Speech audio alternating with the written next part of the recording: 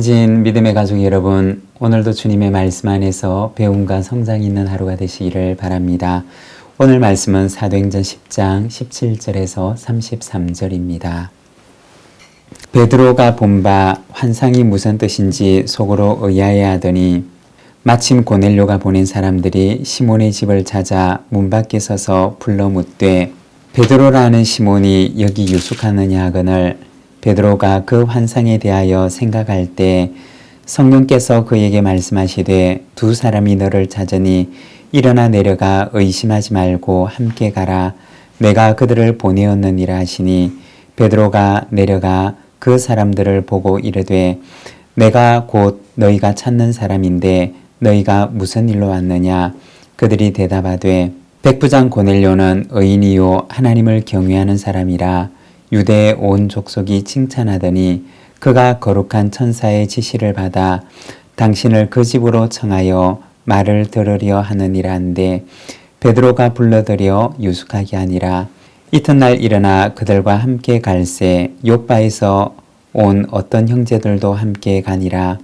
이튿날 가이사랴에 들어가니 고넬료가 그의 친척과 가까운 친구들을 모아 기다리더니 마침 베드로가 들어올 때 고넬료가 맞아 발 앞에 엎드려 절하니 베드로가 일으켜 이르되 일어서라 나도 사람이라 하고 더불어 말하며 들어가 여러 사람이 모인 것을 보고 이르되 유대인으로서 이방인과 교제하며 가까이 하는 것이 위법인 줄은 너희도 알거니와 하나님께서 내게 지시하사 아무도 속되다 하거나 깨끗하지 않다 하지 말라 하시기로 부름을 사양하지 아니하고 왔노라. 묻노니 무슨 일로 나를 불렀느냐.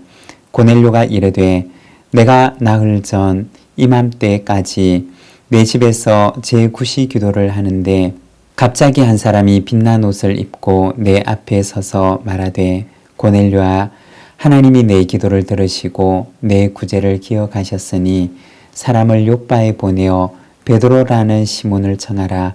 그가 바닷가 무두장이 시몬의 집에 유숙하느니라 하시기로 내가 곧 당신에게 사람을 보내었는데 오셨으니 잘하였나이다. 이제 우리는 주께서 당신에게 명하신 모든 것을 듣고자 하여 다 하나님 앞에 있나이다.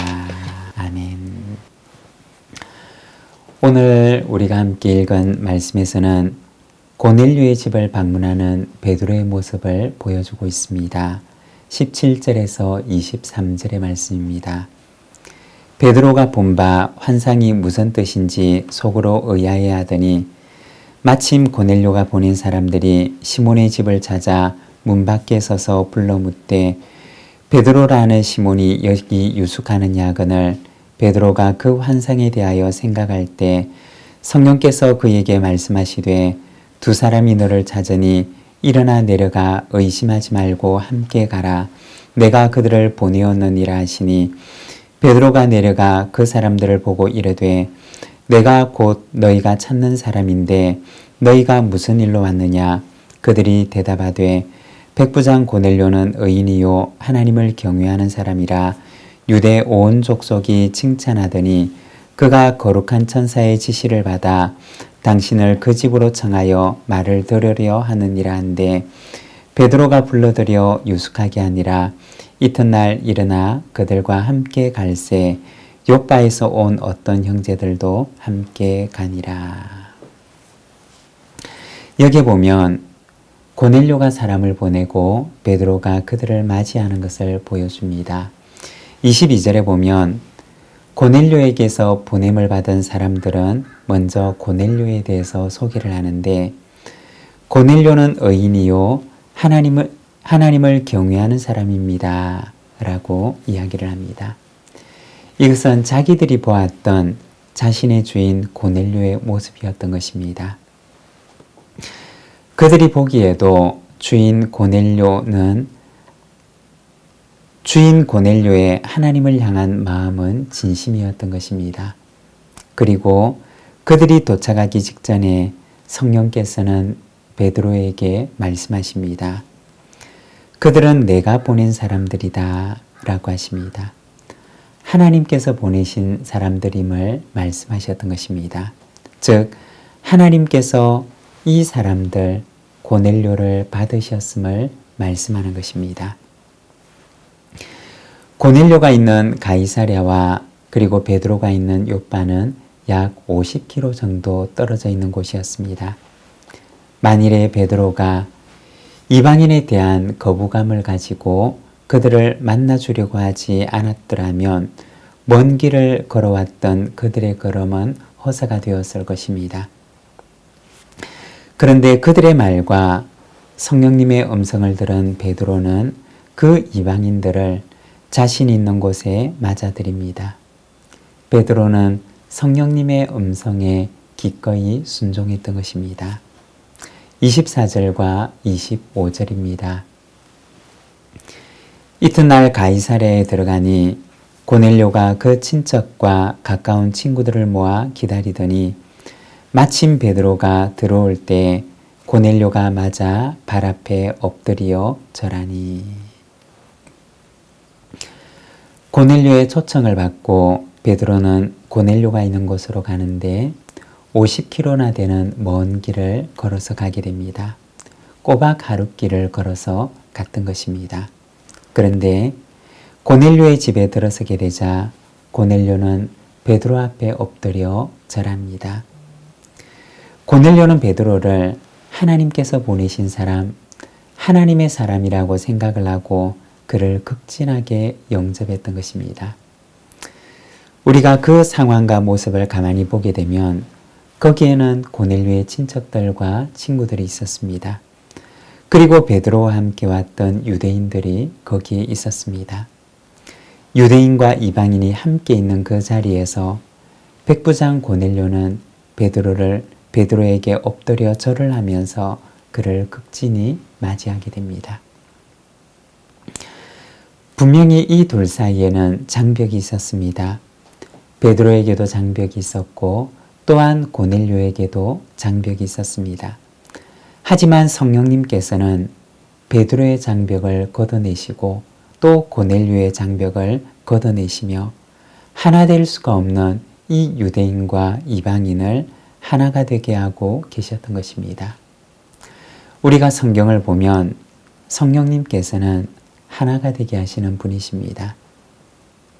성령님께서 임하실 때 언어가 다른 사람들이 서로의 언어를 알아듣게 하심으로 언어의 장벽을 넘어서 그들이 하나가 되게 하셨습니다. 또한 유대인과 사마리아 사람의 감정의 장벽을 넘어서 성령이 임하실 때 그들을 서로 하나가 되게 하셨습니다. 그리고 오늘 말씀에 보면 이제는 유대인과 이방인이 성령 안에서 서로 하나가 되게 하시는 일을 하십니다. 여러분, 성령님께서 우리에게 임하시면 우리에게는 어떤 일이 일어나게 될까요? 역시 마찬가지로 우리를 서로 하나가 되게 하십니다. 오늘 우리에게도 성령님께서 충만하게 임재하셔서 우리를 하나가 되게 하시는 은혜로 가득하게 하시기를 원합니다. 33절의 말씀입니다. 내가 곧 당신에게 사람을 보내었는데 오셨으니 잘하였나이다. 이제 우리는 주께서 당신에게 명하신 모든 것을 듣고자 하여 다 하나님 앞에 있나이다. 고넬료가 베드로를 청했던 이유는 베드로에게 주신 하나님의 말씀을 듣기 원함이었습니다. 우리가 앞선 사도행전 말씀을 보게 되면 성령이 임재하실 때 불의 혀같이 갈라지는 성령이 모인 사람들에게 임하고 사람들은 다 방언을 말하게 되는데 그들이 하나님의 큰 일을 말하는 것을 사람들이 듣게 되었다라고 말을 합니다.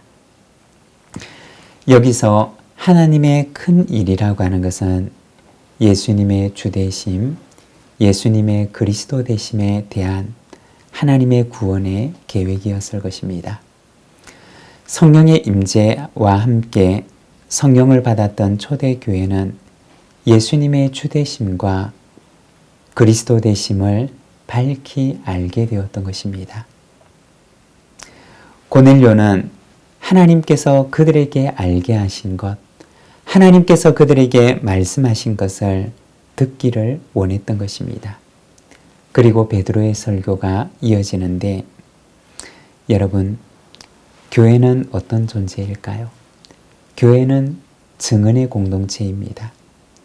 고넬료는 증언자로서의 베드로를 초청하였고, 또 베드로는 그 초청에 응하여 증언자의 사명을 감당합니다. 성령님께서는 오늘 우리를 증언자로 부르십니다. 오늘도 성령의 충만한 임재가 우리에게 함께 하셔서 이 땅 위에 그리스도의 증언자로 살게 하시는 은혜를 허락해 주시기를 소망합니다. 기도하겠습니다. 하나님 아버지 은혜를 감사합니다. 오늘은 우리가 주님의 말씀을 통하여서 베드로를 증언자로 삼으시고 또 그 증언자를 초청하여 말씀을 듣기를 원하는 그 고넬료의 가정의 모습을 우리가 바라봅니다. 하나님 아버지, 기도하옵기는 증언의 성령께서 오늘도 우리에게 임재하셔서 이 땅 위에 그리스도의 예수님의 증인으로 살아갈 수 있도록 인도하여 주시기를 원합니다. 이 하루도 주께 의탁합니다. 붙들어 주시고 주님과 함께 동행하는 기쁨이 있는 하루가 되게 하여 주시옵소서. 예수님의 이름으로 기도드립니다. 아멘.